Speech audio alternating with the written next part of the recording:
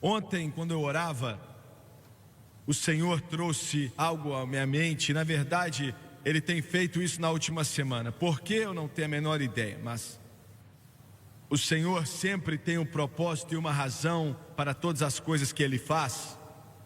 E Ele me levou até, eu não me lembro bem a noite, mas se eu me lembro do ano, foi em 1943, já faz muito tempo atrás. Eu tinha 8 anos de idade. E o Senhor tinha me salvado algumas semanas antes, e alguns dias antes tinha me batizado com o Espírito Santo, com evidência de orar em outras línguas. E eu tinha um pensamento errado na minha cabecinha de um garoto, e eu pensava na minha mente que não havia razão por que pedir algo para o Senhor até que Ele me batizasse com o Espírito Santo. E quando Ele me batizou com o Espírito Santo, então podia pedir o que eu quisesse e Ele me dava. E eu não estava tão errado. E Ele tinha acabado de me encher com o Espírito. E eu estava sentado ao lado do meu pai naquela noite, e estávamos num culto de avivamento. E se eu me lembro bem, o homem que estava conduzindo aquele culto, anos depois veio a ser o superintendente do distrito de Louisiana naquela época, Cecil Genuine, um homem de Deus, um homem que realmente amava a Deus, amava o Senhor, e ele estava conduzindo aquele culto. Ele toca aquele piano muito bem, e ele está com o Senhor agora, mas naquela noite o Senhor colocou no meu coração de pedi-lo o talento de tocar aquele instrumento. E eu sempre orava. Você pode dizer, mas não era muito bom orar enquanto o pregador estava pregando. Pode ser que não, mas o Senhor honrou assim mesmo. E quando eu estava orando, eu falei meio alto, não é? E toda vez o meu pai me cutucava para mim ficar calado, e eu calava. Depois do culto, eu fui até o púlpito daquela pequena igreja. Era um pianinho antigo. A orquestra da igreja era feita de um piano, e de um violino e de um violão. E eu comecei a fazer acordes naquele instrumento. Eu não sabia o que estava fazendo, mas eu sabia que estavam certos. Quando eu cheguei em casa, a primeira coisa que o meu pai perguntou foi assim: aonde é que você aprendeu aqueles acordes? E depois ele perguntou: você tem ido até a casa da tia Estela para aprender? Era a irmã da minha mãe, eles tinham um piano ali, eram ricos. E eu disse: não, pai.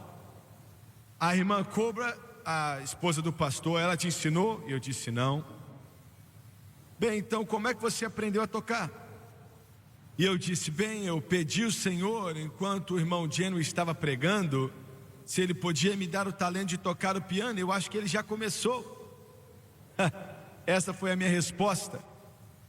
E ele não me deu somente, e olha, eu prometi a Deus, eu falei: nunca vou usar para o mundo, eu nunca vou usar em uma boate. Eu tinha 8 anos de idade, a única coisa que eu sabia de pecado é que eu escutei que uma boate não era onde os crentes tinham que ir. Então eu disse: eu nunca vou tocar em uma boate, eu nunca vou usar para o mundo ou para o diabo, eu só vou usar para o Senhor, se o Senhor me der esse dom. E eu guardei essa promessa, e o Senhor guardou a promessa dele para mim. Glória a Deus. E eu me lembro no dia em que eu estava em um culto de avivamento na mesma igreja. Eu e a França estávamos começando na obra em tempo integral, 1958. E meus primos, na verdade o pai do meu primo, do Jerry Lee Lewis, tocávamos piano juntos na igreja, íamos para a igreja juntos. Eu e ele íamos com minha mãe e meu pai quando construíram aquelas igrejas na parte norte de Louisiana. Íamos com eles todas as noites, e o Jerry Lee tinha uma voz. Naquela época eu não cantava, mas o Jerry Lee cantava muito. E ele tocava como mais nenhuma pessoa no mundo, sabe? E ele fazia isso todas as noites. Nós dois íamos toda noite, noite após noite. Foi ali que eu encontrei a Francis. E foi o melhor dia da minha vida, fora quando Jesus salvou a minha alma. Glória a Deus. E o meu tio apareceu ali com um Cadillac bem grande, novinho, tinha acabado de tirar da concessionária. E era um carro muito lindo. E eu tinha uma lata velha e já estava para bater as botas. Sabe, se você pisar no freio, ia ser como se aquele negócio ia despedaçar todinho. E o meu tio é um homem bem alto assim, sabe, ele é muito amigável. Olha, se você conhecia ele, você gostava dele, ele é esse tipo de pessoa. Cantava muito, e era dali que o Jerry Lee puxou a voz dele, cantava muito bem. E todas as pessoas estavam olhando para aquele carro e cumprimentando meu tio Elmo, era o nome dele. Então, finalmente ele chegou para mim e falou: Jimmy, eu tenho a melhor notícia do mundo para você. E eu disse: ah, é o quê? E ele falou: o Sam Phillips, que gravou Elvis Presley, Jerry Lee Lewis, Carl Perkins e vários outros, ele mandou te buscar. E eu falei: ué, mas eu não toco esse tipo de música. Não estou falando mal, eu não toco esse tipo de música. E ele disse: ah, eu sei, mas olha, estamos começando uma linha evangélica e você vai ser o primeiro artista evangélico. Eu quero que você chegue em Memphis amanhã de manhã, no Sun Recording Studios. Eu abri a minha boca para falar: eu vou agora. E o Espírito Santo disse: não.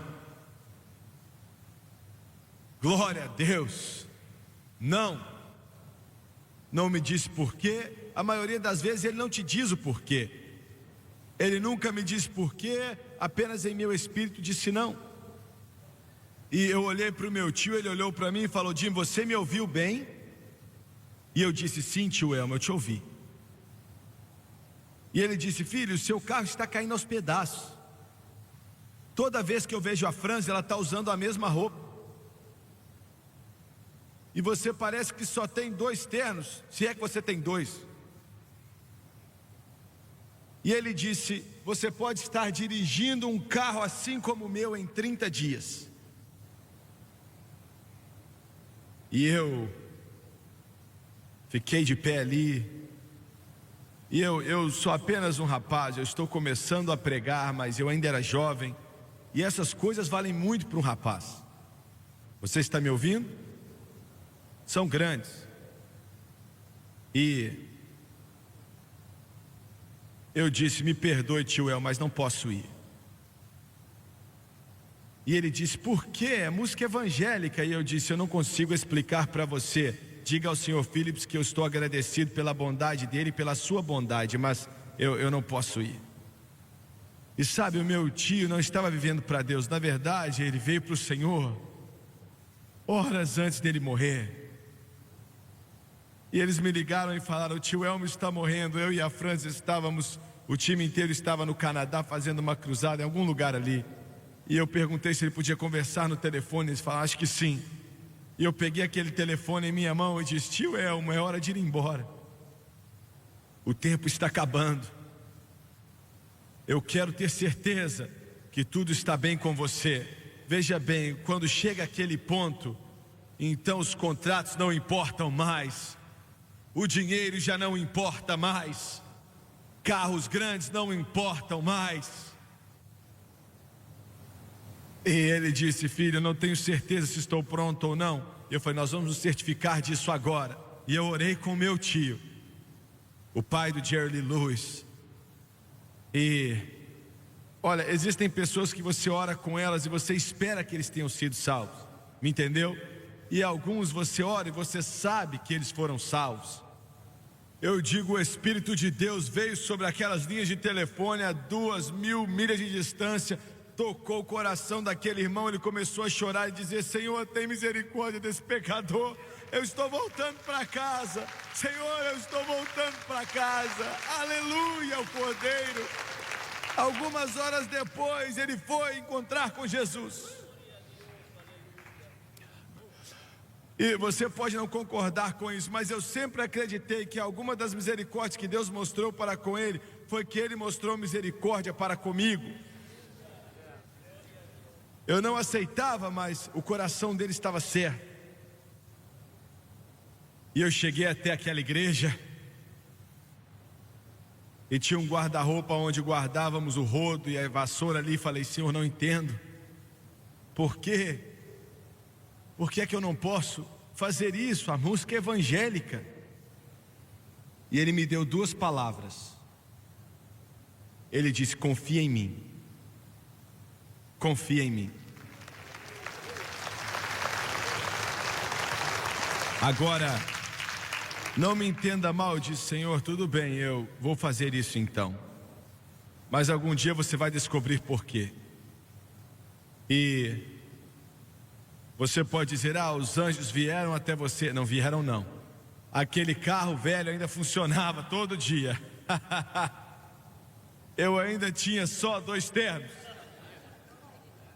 Mas daquela época até hoje, eu me lembro, eu estava gravando em Nashville, em um dos estúdios lá.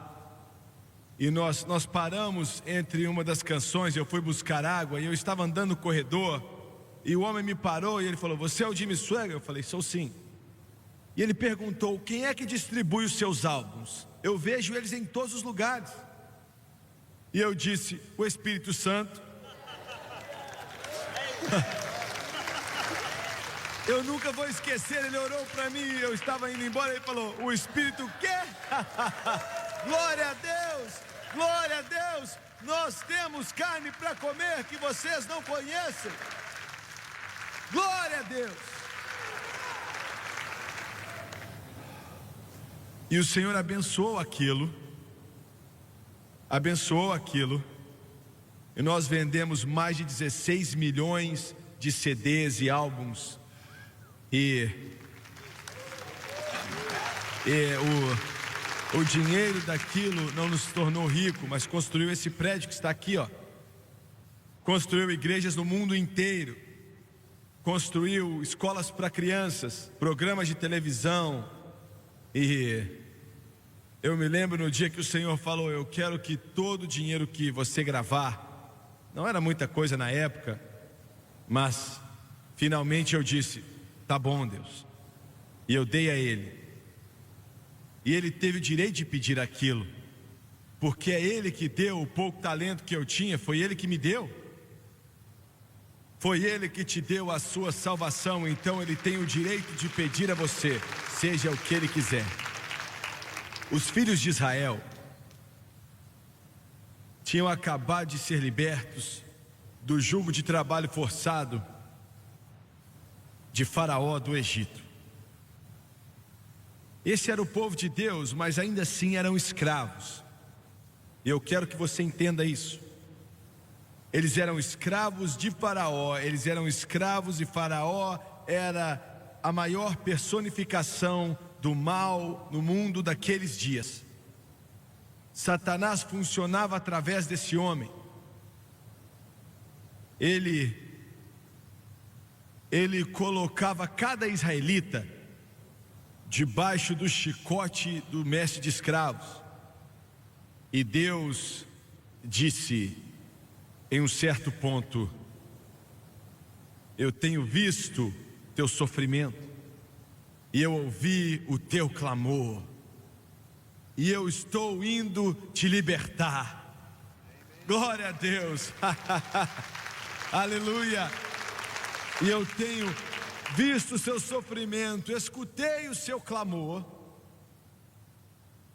e eu estou indo libertar vocês. Eu quero te dizer o seguinte: o Senhor agora já está começando, mas vai ficar muito maior. Ele está vindo para libertar o seu povo de todas as trevas. Eu sei do que eu estou falando. Ele vai fazer isso. Ainda assim, precisou do cordeiro que foi morto para libertá-los. Você diz: eu não entendo. O Senhor fez milagre atrás de milagre atrás de milagre por Moisés, mas aquilo não libertou os cativos. Eles foram libertos pela virtude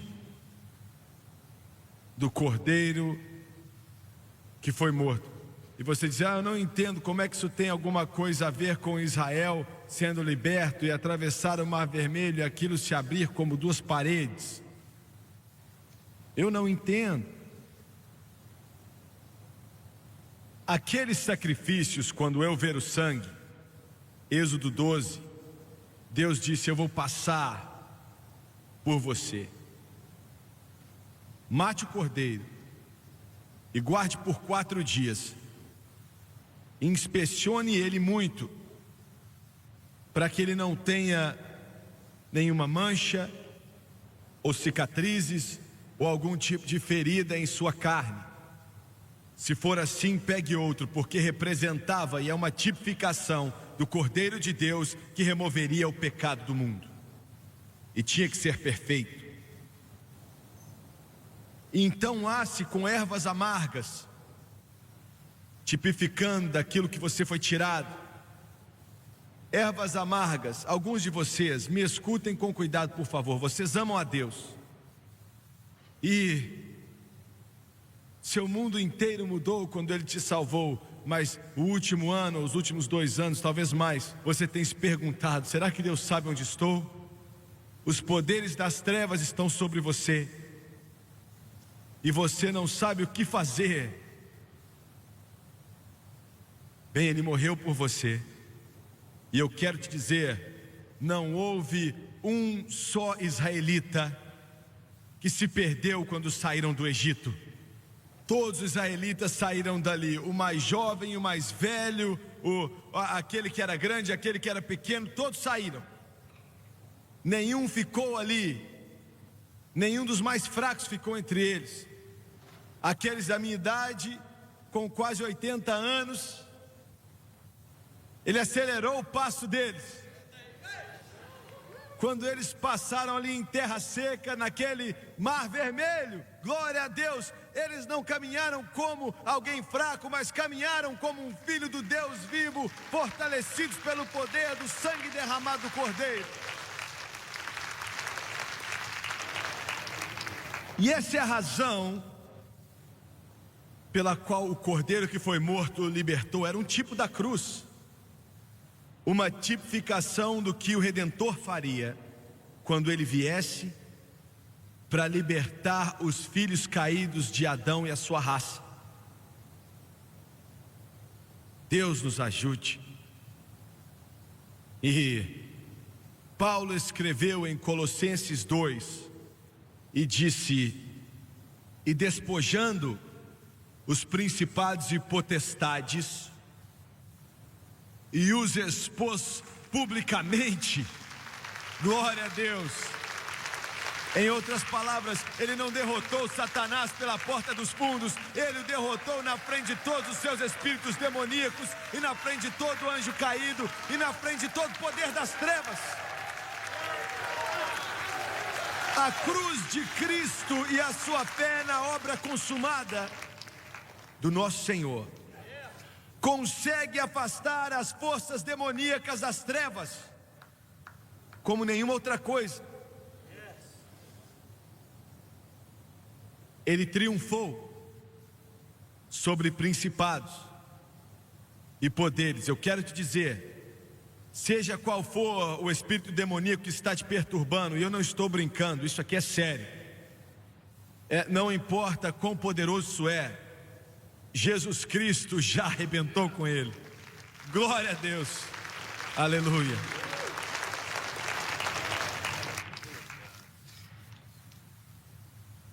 He broke the bonds of prison for me. Well, I'm glory bound, my Jesus to see.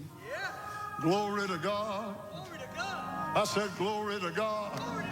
I said glory to God. Well, he set me free. Goodbye to sin and things that confound. Naught of this world can turn me around. Daily I'm working, I'm praying too, and glory to God, I'm going through. Yes. Porque Jesus Cristo, obrigado, Michael, você tocou muito bem, viu? Não vá muito longe, não. Once like a slave, in prison I dwelt. No freedom from my sorrow I felt. But one day Jesus came. And he listened to me. Listened to poor little old me. And glory to God, he set me free. Well, he set me free. I said he set me free. Ele pode fazer agora por você, nesse momento. Ele vai te libertar da nicotina, do álcool, das drogas, da pornografia, dos poderes das trevas.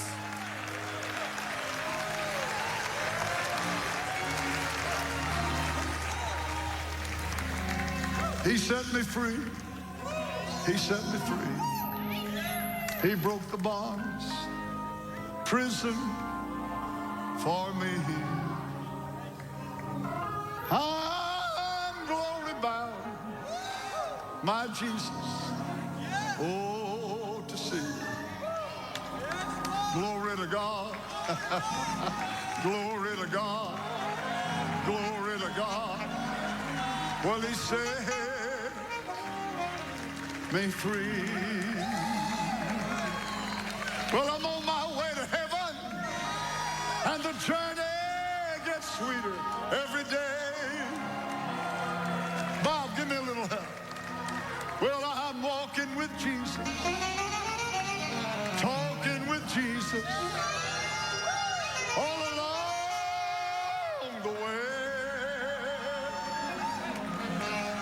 My soul gets so happy that I shout and I sing night and day.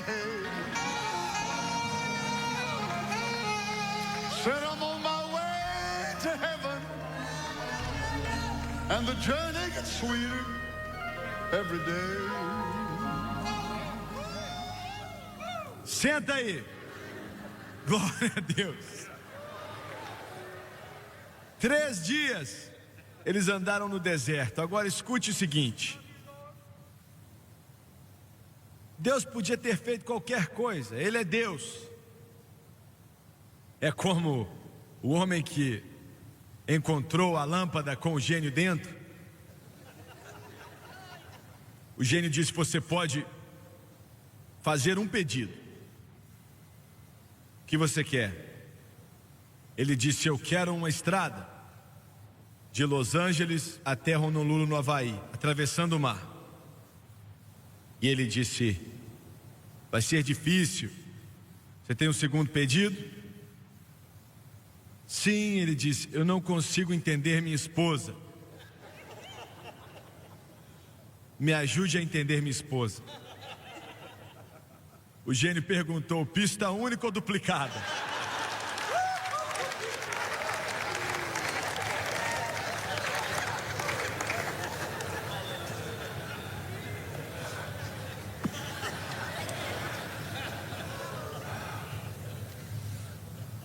Eu sempre acreditei que... Não, isso não é verdade.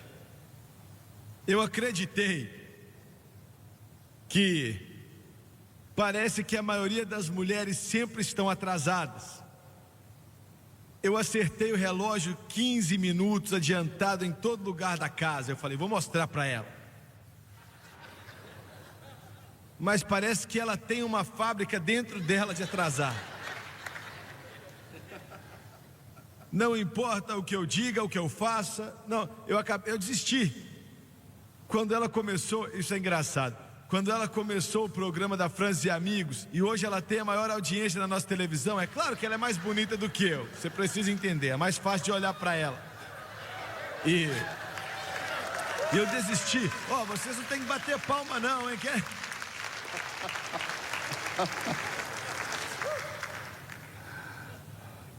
Ela está atrasada metade das vezes, e o programa passando o mundo inteiro, ela está atrasada.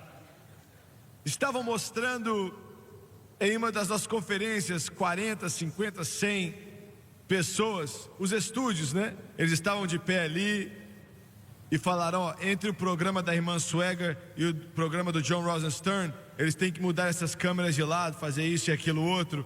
E um garotinho de 9 anos de idade chegou e falou assim: é por isso que a irmã Swagger está sempre atrasada? Eu posso ir para casa com você hoje depois do almoço, hein?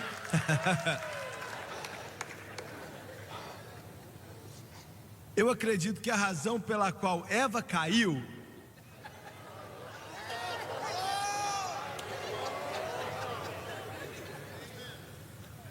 era porque o Senhor chegou ali na hora certa para estar com ela e ela estava atrasada. Aí ele desistiu e foi embora.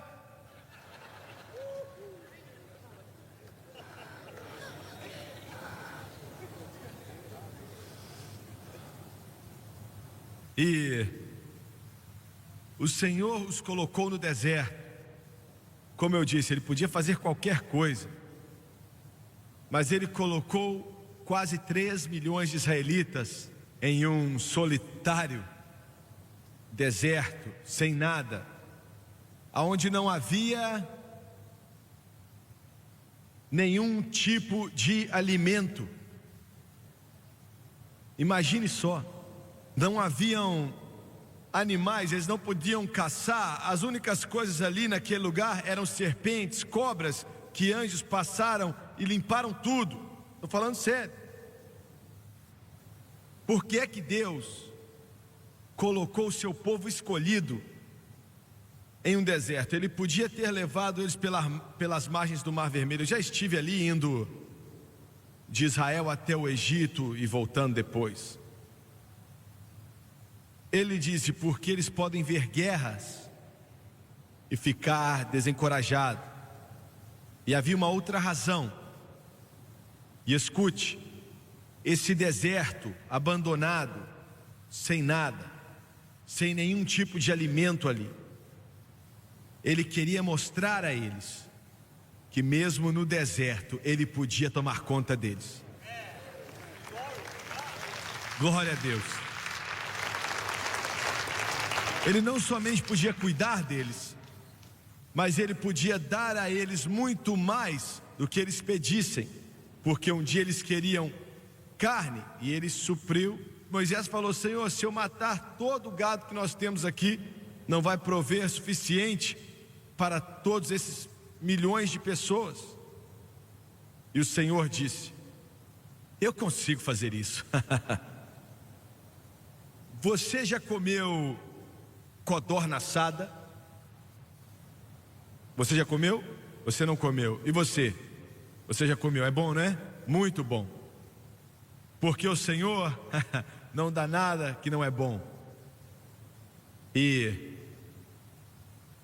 3 dias depois eles estavam chegando até um oásis, é o que eles esperavam que fosse um oásis.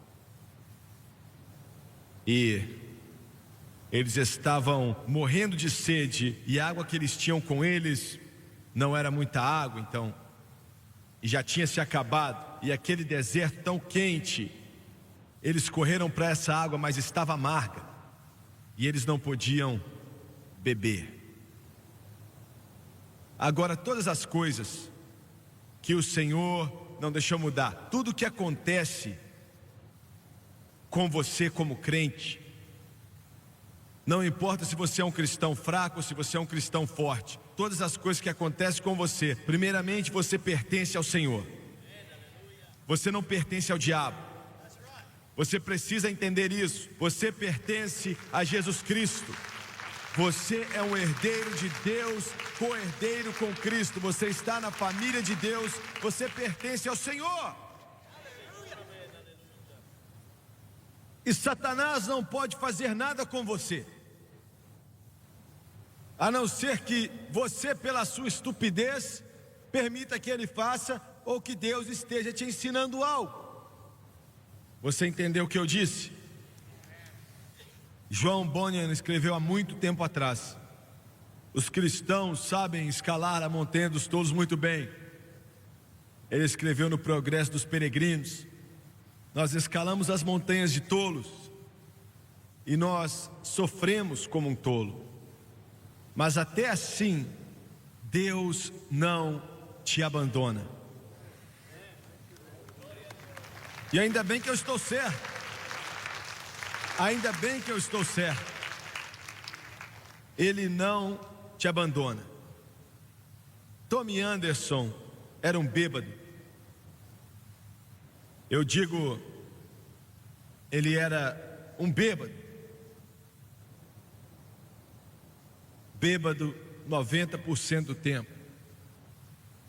Ele foi até um culto na época da Rua Azusa e aceitou Jesus, entregou o coração para ele ali. Ele viveu do outro lado de um lugar, ele era distante da Rua Azusa. E ele tinha que passar por 7 bares, todas as vezes que ia para casa. Bares que ele já tinha jogado dinheiro dele todo ali, fazia anos. Bares que ele já tinha bebido, só Deus sabe quanto álcool ali. E ele não conseguia passar por aqueles bares. Ele sempre entrava e ele bebia de novo. Em questão de 1 hora. W.J. Seymour era o pastor dele. E ele ia até ele e falava: olha, eu bebi de novo. E isso aconteceu por não sei quantas vezes. Dia após dia, semana após semana, mês após mês. Você pode dizer, ele não era salvo. Não, espera aí. Espera. Ele era sim. Ele não queria fazer aquilo. Ele estava tentando parar, mas não era capaz de fazer aquilo na sua própria força. Muitas coisas ele não entendia sobre o Senhor. Veja bem, se você é um filho de Deus, você odeia o pecado. Eu digo, há algo no seu espírito que odeia aquilo. Qualquer tipo de pecado que exista. Até quando você mesmo pecou, você detesta aquilo. E você quer consertar logo a situação com Deus. Não é mesmo? Por quê? Porque você é uma nova criatura em Cristo Jesus. As coisas velhas se passaram e tudo se fez novo. Mas eu tenho um problema, irmão Swagger. Eu não posso ver como alguém pode estar salvo e ficar bêbado de novo. Bem, como é que você pode estar salvo e ser o juiz que você acha que você é? Você tem uma língua grande, viu? Isso é desculpa para beber. Eu nunca bebi na minha vida inteira de nenhum tipo de bebida. Nunca. Para que eu vou querer outros espíritos quando eu tenho o Espírito? Mas não há nada como uma justificação parcial. Ou você é 100% justificado ou você não é justificado. E um dia ele foi até o irmão Seymour e ele disse assim: eu não consigo aguentar isso. Eu sou uma desgraça para a obra de Deus. Eu não consigo parar de beber. E o irmão Seymour falou: vamos orar por isso. E eles oraram várias vezes, né? Eu não sei porque Deus faz assim, mas às vezes Ele testa a nossa fé. E eles oraram, o irmão Seymour falou: olha, isso é o que o Senhor está mandando você fazer. Quando você passar por aqueles bares, pelo primeiro, se ajoelhe e passe ali ajoelhando.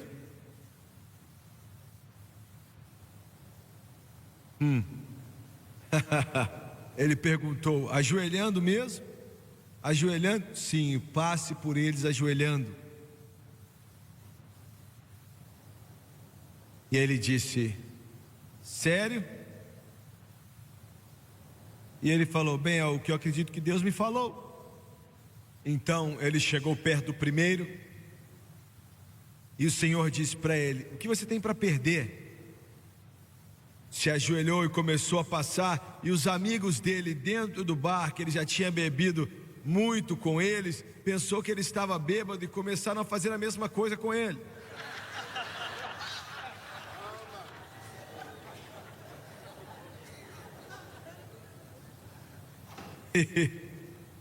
Começaram a ajoelhar com ele. Depois de 1 minuto ou 2, viram que ele não estava bêbado, porque ele estava orando.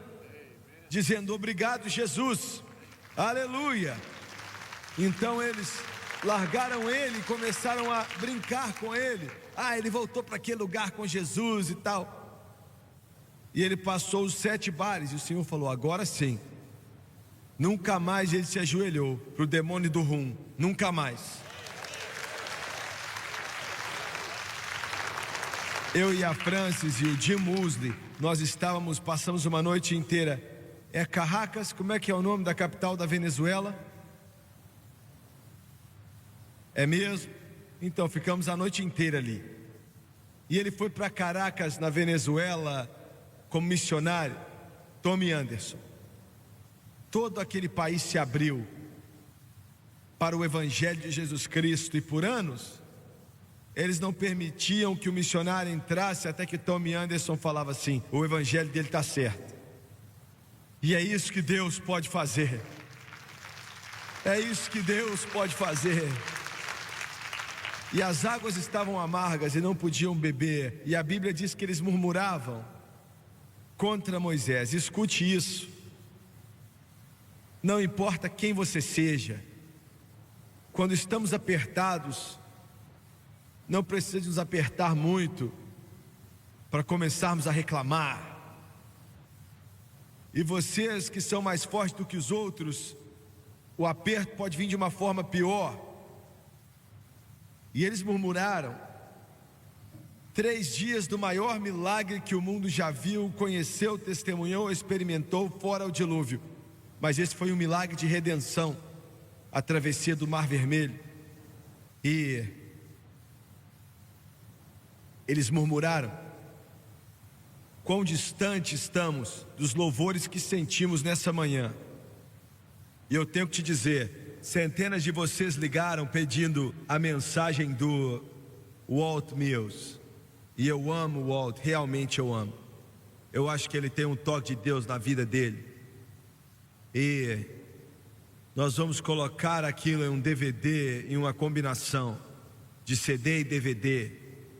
Vamos colocar todas as canções que ele cantou aqui e a mensagem dele. O mundo inteiro precisa ouvir aquela mensagem do perdão.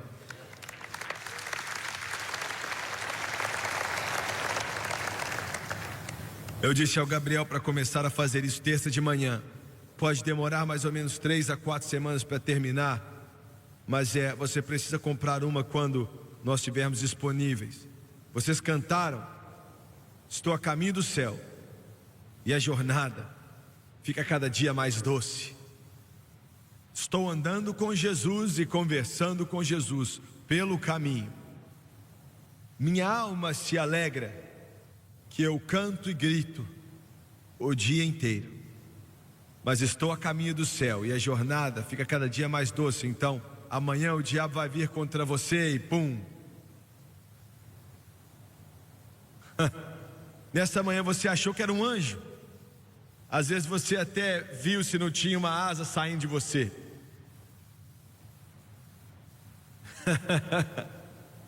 Então semana que vem, bem,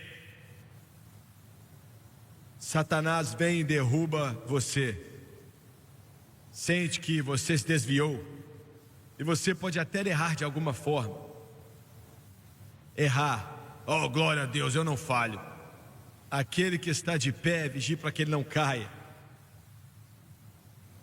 E Moisés clamou ao Senhor. Agora, olha, eu tenho que terminar, meu tempo acabou.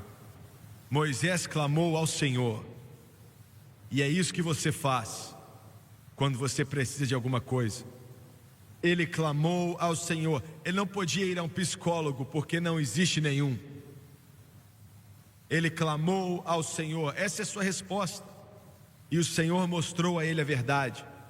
Olha, nesses últimos 2 anos o Senhor começou a nos mostrar. Eu mencionei há um minuto atrás, a igreja, uma árvore. Ele está começando a mostrar pessoas do mundo inteiro essa árvore. Essa árvore é uma tipificação da cruz. Coloque nessas águas amargas, que tipifica a amargura da vida, que todos nós estamos diante dela. Todo crente está diante dessas águas amargas. E só existe uma coisa que pode adoçá-la. Isso é a cruz de Jesus Cristo e a sua fé nela. Glória a Deus. Algumas semanas atrás, eu estou terminando, algumas semanas atrás, Don e a Gwen George estavam conosco, vocês se lembram disso? E aí, eu preguei para ele em Plainview, Texas, deve ser mais ou menos há 15 anos atrás, ou quase isso. E um dia nós estávamos em um supermercado, bem ali perto de Plainview, e o Don disse: irmão Swagger, um dos meus homens trabalha aqui, e ele tem um testemunho que ele quer te contar. E ele disse: incidentemente, esse supermercado pertence ao Jimmy Dean, aquele cantor de sertanejo, mas deixa quieto. Aí ele me apresentou aquele homem, ele, sabe, um homem muito bonito, um cara muito educado, e ele disse: irmão Swagger, eu acho que você já me viu todas as noites no culto, de algum jeito eu corri, e ele, sabe, não interfere com nada, nem tenta chamar atenção para ele mesmo, mas ele diz: tem uma razão para isso. E ele disse, 2 ou 3, 4 anos atrás, não me lembro bem, ele disse: eu sou um veterano do Vietnã. E ele disse: se algo aconteceu comigo no Vietnã, o meu sistema nervoso, ele parou de funcionar. E a dor passou a ficar cada vez pior, eu não conseguia nem caminhar, todos na cidade conheciam ele. Ele se degenerou e estava usando um andador. E nem com aquilo ele conseguia caminhar direito. E a administração de veteranos mandou um cheque para pagar pelo funeral dele. Era quão perto da morte ele estava. E ele disse: eu estava no lugar que eu nem conseguia levantar da cama. E ele disse: um domingo de manhã, ele disse: eu senti em meu espírito, eu tenho que ir para a igreja hoje, eu tenho que ir para a igreja. E ele sabia que, ele chamou a esposa dele e falou: querida, você precisa me ajudar a me vestir, porque eu preciso ir para a igreja. E ela sabia o que significava, ia demorar 1 hora, e a dor seria horrível. E ela finalmente o vestiu, colocou ele no carro, colocou ele no prédio, e ninguém pôs as mãos sobre ele dizendo: seja curado em nome de Jesus. Ninguém fez isso. Deus não faz tudo da mesma forma todas as vezes. De repente eles estavam cantando, eu não sei que canção estavam cantando, mas o Espírito de Deus começou a se mover, e ele começou a dizer à esposa dele: eu estou sentindo. E as pessoas em volta dele de repente começaram a ouvir os ossos entrando no lugar, e eles começaram a olhar porque ouviam o barulho dos ossos. E ele se levantou sem a ajuda de ninguém e começou a andar, e mais ou menos 10 segundos depois ele estava correndo em todo aquele prédio. O culto continuou o dia inteiro, as pessoas vinham de todos os lugares em Plainview, no Texas, olhando nas janelas para ver esse homem correr, porque eles sabiam o que Deus tinha feito por ele.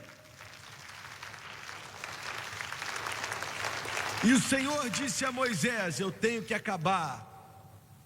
Se você guardar meus mandamentos, guardar meus caminhos, eu não vou colocar nenhuma dessas doenças em vocês que eu coloquei nos egípcios. E eu quero te ajudar com algo aqui, hein?